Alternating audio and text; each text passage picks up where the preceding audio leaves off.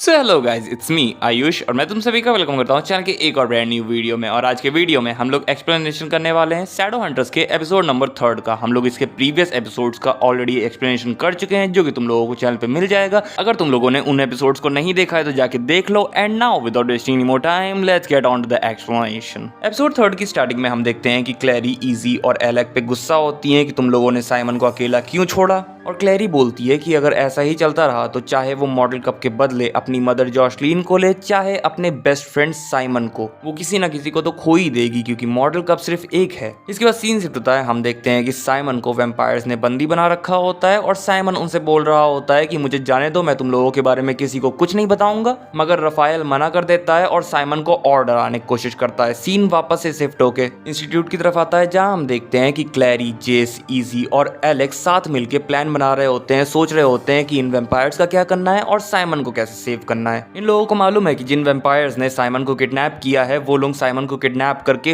Hotel due मॉर्ट ले गए होंगे। मगर ये लोग क्लेव ऑर्गेनाइजेशन की परमिशन के बिना ऐसे ही वैम्पायर्स की टेरिटरी में नहीं जा सकते, उनके ऊपर अटैक नहीं कर सकते। बिकॉज अगर ऐसा करेंगे तो वो लोग रूल्स को, यानी कि अकॉर्ड्स को ब्रेक कर देंगे। ये जो अकॉर्ड्स होते हैं वो रूल्स टाइप के होते हैं, जो कि प्रोबेबली सारे सुपरनैचुरल बीइंग्स के ऊपर अप्लाई होते हैं, और वो इन अकॉर्ड्स यानी कि रूल्स को ब्रेक नहीं कर सकते। हाँ, वैम्पायर्स अपनी मर्जी चला रहे हैं, मगर शैडो हंटर्स को अभी भी परमिशन चाहिए क्लेव ऑर्गेनाइजेशन से। और यहाँ पे हमें ये भी मालूम पड़ता है कि शैडो हंटर्स के अलावा जो भी सुपरनैचुरल बीइंग्स होते हैं, like vampires, werewolves, fairies, warlocks etcetera etcetera, उन्हें डाउन वर्ल्डर्स कहा जाता है। और इन डाउन वर्ल्डर्स के अंदर भी अलग अलग टाइप की प्रजातियां आती हैं, like warlock, fairies, vampires etcetera etcetera. But इन्हें as a whole downworlders ही कहा जाता है। फिर जेस सबसे बोलता है कि हाँ, रूल्स के अकॉर्डिंग हम लोग क्लेव ऑर्गेनाइजेशन की परमिशन के बिना वैम्पायर्स के ऊपर अटैक नहीं कर सकते। पर अब पहले तो वैम्पायर्स ने साइमन को किडनैप करके रूल्स को तोड़ा है ना, तो अगर हम क्लेव ऑर्गेनाइजेशन की परमिशन के बिना भी जाते हैं साइमन को सेव करने और बहुत सारे वैम्पायर्स को नहीं मारते हैं, तो क्लेव ऑर्गेनाइजेशन हमारे ऊपर गुस्साएगी जरूर, मगर हमें इतना ज्यादा पनिश नहीं करेगी।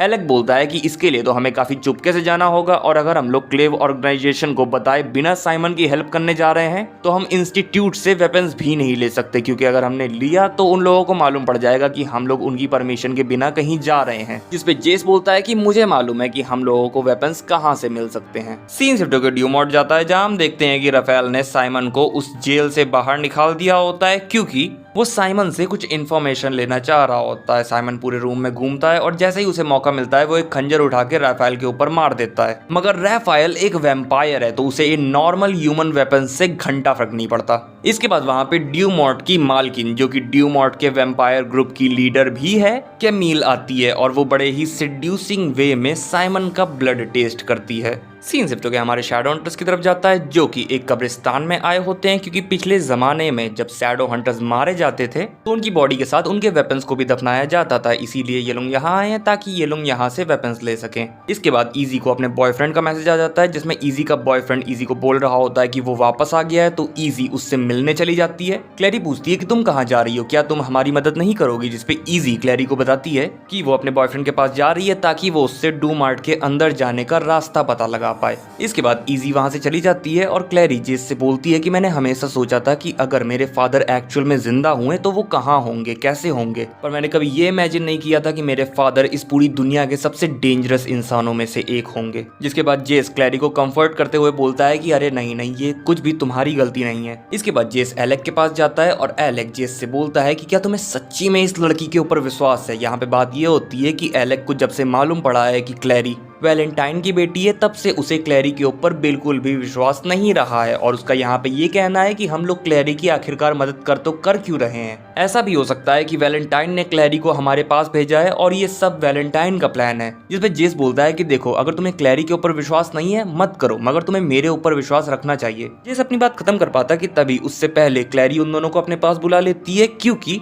उसे वो कबर मिल चुकी होती है जिसे ये लोग ढूंढ रहे थे, जिसके अंदर इन लोगों को वेपन्स मिलेंगे। इसके बाद ये लोग उस कबर को खोलते हैं और इसके अंदर इन लोगों को वेपन्स मिल जाते हैं। मगर एलेक को अपना मनपसंद वेपन तीर धनुष नहीं मिलता, जिसकी वजह से वो वापस से इंस्टीट्यूट जाके वहां से चुपके से अपने वेपन को लाने का डिसाइड करता है। जेस ऑब्वियसली उसके लिए चिंता दिखाता है, मगर एलेक बोलता है कि चिंता मत करो, मैं अकेले जा रहा हूँ तो मैं आराम से चुपके से अपने वेपन को ले आऊंगा। और जाने से पहले वो जेस से ये भी बोलता है कि मैं तुम्हारे ऊपर पूरा ट्रस्ट करता हूँ और तुम्हें कभी मेरे ऊपर डाउट नहीं करना चाहिए। एलेक के जाने के बाद जेस क्लैरी को तलवार चलाने की ट्रेनिंग देने लगता है। बोलता है कि तुम्हें तलवार को अपने बॉडी का पार्ट समझना होगा। एक बार वो क्लैरी के साथ तलवार चलाता है और फिर क्लैरी को अकेले तलवार को चलाने देता है और क्लैरी चला भी लेती है। क्लैरी बोलती है कि मुझे ऐसा लगा कि तुम मेरे साथ थे और जेस जवाब देता है कि हाँ, मैं हमेशा तुम्हारे साथ रहूंगा। क्लैरी जेस से बोलती है कि मैंने नोटिस किया है कि एलेक मुझे पसंद नहीं करता है, मेरे ऊपर ट्रस्ट नहीं करता है, जिस पे जेस उसे बताता है कि एलेक किसी को ट्रस्ट नहीं करता, पर तुम्हें चिंता करने की जरूरत नहीं है क्योंकि वो एक अच्छा इंसान है। और इसके बाद वो क्लैरी को अपने और एलेक के बीच के पैराबेटाई बॉन्ड के बारे में बताता है, जिसका मतलब ये है कि वो दोनों इतने ज्यादा क्लोज हैं कि एक दूसरे के लिए अपनी जान भी दे सकते हैं। इसके बाद सीन शिफ्ट होकर ड्यूमॉर्ट की तरफ जाता है, जहां कैमिल और राफेल के सामने साइमन अपने आप को निर्दोष साबित करने की कोशिश कर रहा होता है कि उसने जानबूझ के राफेल के ऊपर चाकू नहीं फेंकी थी, पर वो ज्यादा बोल रहा होता है जिसकी वजह से कैमिल उसे पॉज कर देती है। यस, लिटरल में उसे पॉज कर देती है। फिर राफेल कैमिल से बोलता है कि हम लोग रूल्स को तोड़ के अकॉर्ड्स के अगेंस्ट जाके सही नहीं कर रहे हैं। अगर कभी वैलेंटाइन वापस से पावर में आ जाता है, स्ट्रॉन्ग बन जाता है, तो क्लेव वाले हम वैम्पायर्स की मदद नहीं करेंगे अगर हम ऐसे ही रूल्स तोड़ते रहे। जिसपे कैमिल बोलती है कि क्लैरी अपने फ्रेंड साइमन को बचाने जरूर आएगी और जब वो आएगी तब हम उससे कप ले लेंगे, या फिर अगर उसे मालूम होगा कि कप कहाँ पे है तब हम उससे उसकी लोकेशन ले लेंगे। और जब हमारे पास मॉडल कप आ जाएगा तब हमें किसी से भी डरने की कोई जरूरत नहीं रहेगी, हम पूरे के पूरे शैडो वर्ल्ड को कंट्रोल कर लेंगे। इसके बाद कैमिल राफेल से बोलती है कि क्या तुमने कभी शैडो हंटर ब्लड को पिया है, वो काफी अच्छा होता है। इसके बाद कैमिल साइमन को रिज्यूम कर देती है, राफेल वहां से चला जाता है और कैमिल साइमन को सेड्यूस करने लगती है क्योंकि वो उसका पीना चाहती है ब्लड। इसके बाद सीन शिफ्ट होकर इजी की तरफ जाता है, जो कि अपने बॉयफ्रेंड मेलियॉर्न से मिलने आती है। इसका बॉयफ्रेंड मेलियॉर्न एक सीली है। सीली वो सुपरनैचुरल बीइंग्स होते हैं जिनके अंदर हाफ डीमन ब्लड और हाफ एंजल ब्लड होता है। ये लोग झूठ नहीं बोल सकते मगर सच बोलने से मना जरूर कर सकते हैं, और इन लोगों के अंदर एक अलग ही तरह का चार्म होता है, यानी कि ये लोग बहुत अट्रैक्टिव होते हैं। बट आई गेस इस शो के अंदर सारे ही खूबसूरत है। आय हाय इजी, इसी के लिए तो एक्सप्लेन कर रहा हूँ मैं सीरीज को। एनीवेज इजी यहाँ मेलियॉर्न के पास ड्यूमॉर्ट के बारे में पता करने आई होती है और बोलती है कि क्या तुम कैमिल से आजकल कुछ ज्यादा ही नहीं बात कर रहे हो। और इसके बाद हमें ये मालूम पड़ता है कि जो डाउन वर्ल्डर्स होते हैं उनकी आपस में ज्यादा बनती नहीं है, पर फिर भी मेलियॉर्न कैमिल से बातचीत करता रहता है। इसके बाद सीन शिफ्ट होकर एलेक के ऊपर जाता है, जो कि इंस्टीट्यूट में आके अपना धनुष ले लेता है। फिर सीन शिफ्ट होकर क्लैरी और जेश की तरफ जाता है, जो कि बाइकर बार में टाइम पास करने और कुछ लेने आए होते हैं। टाइम पास करने इसलिए क्योंकि वो लोग सूर्य उदय होने के बाद ही वैम्पायर्स को बचाने जा सकते हैं, क्योंकि हम सब जानते हैं कि वैम्पायर्स सूरज की लाइट में कमजोर हो जाते हैं। जेस क्लैरी को ध्यान से देखने को बोलता है और जब क्लैरी ध्यान से देखती है तब उसे देखने को मिलता है कि बार के अंदर बहुत सारे वैम्पायर्स हैं। इसके बाद जेस क्लैरी को एक बाइक दिखाता है और टाइम पास करने के अलावा वो लोग यही बाइक लेने यहाँ आए हैं। जेस क्लैरी से बोलता है कि जाके उस बाइक के ओनर के सामने उसकी बाइक की तारीफ करो। क्लैरी ऐसा ही करती है और वो वैम्पायर क्लैरी को अपने वश में कर उसके कान के अंदर कुछ बोलता है। इस प्रोसेस को इनकैंटो बोला जाता है, जिसके एंड में जिस पर्सन के ऊपर भी ये इनकैंटो किया जा रहा होता है, जिस भी वैम्पायर के द्वारा, वो पर्सन उस वैम्पायर के पूरे कंट्रोल में हो जाता है। इसके बाद सीन शिफ्ट होकर कैमिल की तरफ जाता है, जो कि यही सेम इनकैंटो साइमन के ऊपर कर रही होती है। वो उससे क्लैरी और मॉडल कप के बारे में पूछती है। साइमन उसे सब कुछ बता देता है कि क्लैरी के पास मॉडल कप नहीं है, ना ही उसे मालूम है कि मॉडल कप कहाँ है, जिसके बाद उसे समझ में आ जाता है कि मैग्नस ने क्लैरी की मेमोरीज इरेज करी हैं और फिर अब कैमिल साइमन को ब्लड पीने को देती है। इसके बाद सीन शिफ्ट होकर इजी की तरफ जाता है और हम देखते हैं कि इजी ने मेलियॉर्न से पता कर लिया होता है कि कैमिल के पास कैसे जाना है। फिर सीन शिफ्ट होकर एलेक की तरफ जाता है, जो कि रून्स से अपने एरोस को और ज्यादा पावरफुल बना रहा होता है। तभी वहाँ पे हॉज आता है, जो कि एलेक से बोलता है कि वो उसे खुद की याद दिलाता है, क्योंकि एलेक भी जेश की शैडो में रहता है, यानी कि जेश से हमेशा कमजोर रहता है, और अपना हॉज भी हमेशा वैलेंटाइन से कमजोर रहा था, उसकी शैडो में रहता था। और यहाँ पे हॉज एलेक को वार्न भी करता है कि वो मिस्टेक्स मत करना जो कि मैंने करी थी। इसके बाद सीन शिफ्ट होकर क्लैरी की तरफ जाता है, जिसको कि वो वैम्पायर अपनी बाइक की चाबी दिखाते हुए अपने साथ चलने को बोलता है, मगर तभी वहाँ जेस आ जाता है और उसे मार के उसकी बाइक की चाबी और क्लैरी को लेके वहाँ से चला जाता है। उनके पीछे बाकी लोग भी पड़ जाते हैं, मगर जेस क्लैरी को समझाता है कि ये बाइक नॉर्मल बाइकों की तरह नहीं है,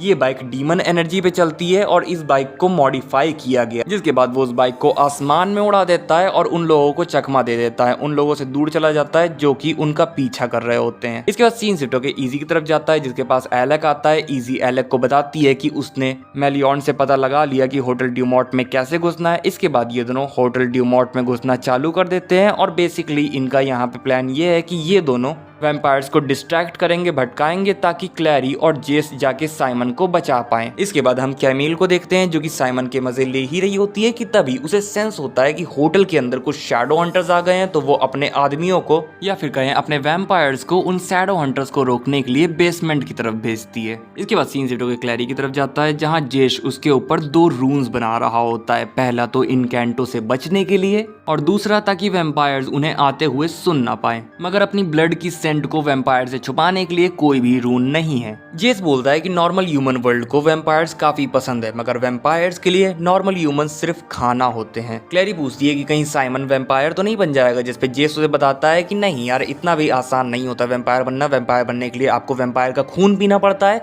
और उसके बाद भी प्रोसेस काफी लंबा होता है। क्लैरी साइमन के लिए परेशान होती है, जिसपे जेस उसे समझाता है कि वैम्पायर्स अपना खाना मजे लेके यानी कि धीरे धीरे खाते हैं। इसके बाद सीन शिफ्ट होकर इजी और एलेक की तरफ जाता है जिनके पास कैमिल के द्वारा भेजे गए वैम्पायर्स आते हैं और इजी और एलेक उन सारे वैम्पायर्स को जान से मार डालते हैं। इसके बाद सीन शिफ्ट होकर क्लैरी और जेस की तरफ जाता है जो कि बिल्डिंग के अंदर आ चुके होते हैं, साइमन को ढूंढ रहे होते हैं कि तभी वहां पे वही वैम्पायर बंदा आ जाता है जिसकी इन्होंने गाड़ी चोरी करी होती है और वहां आके क्लैरी के ऊपर फिर से इनकैंटो करने की कोशिश करने लगता है, मगर इस बार रून के कारण क्लैरी वश में नहीं आती। वो बंदा क्लैरी का वेपन लेने की कोशिश करता है, मगर शैडो हंटर्स के वेपन सिर्फ शैडो हंटर्स ही यूज कर सकते हैं, जिसकी वजह से उस वैम्पायर का हाथ जल जाता है। इसके बाद एलेक और इजी क्लैरी और जेस की मदद करने वहां आ जाते हैं, पर तभी वो वैम्पायर बंदा क्लैरी को पकड़ लेता है और उनसे उनके वेपन फेंकने को बोलने लगता है कि तभी एलेक मौका पाके अपनी तीर से दीवार के अंदर एक छेद कर देता है, जिससे कि उस रूम में सनलाइट आ जाती है और वो वैम्पायर बंदा मर जाता है। फिर सीन शिफ्ट होके